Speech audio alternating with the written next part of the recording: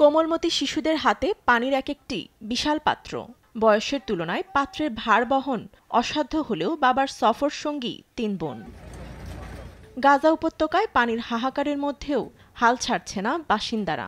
বহুদূর পথ পাড়ি দিয়ে ১ সপ্তাহের জন্য মাত্র ২টি পাত্রে পানি নিতে পেরেছে তারা। বাকিগুলো খালি নিয়েই ফিরতে হলো।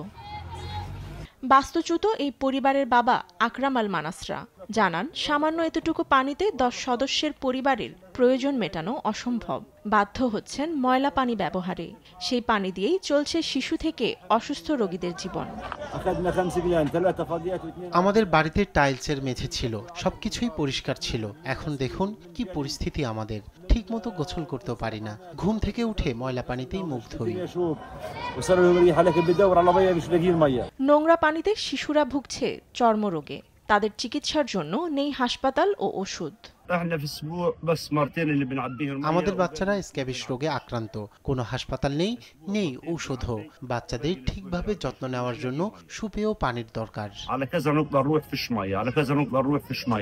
যুদ্ধ শুরুর পর উপত্যকায় বেশিরভাগ পানি শোধনাগার ধ্বংস করে দিয়েছে ইসরায়েলি বাহিনী। এ অবস্থায় গাজায় মহামারী রূপ নিচ্ছে পানিবাহিত রোগ। ফাতেমা তাসনিম, নিউজ ডেস্ক, দেশ টিভি।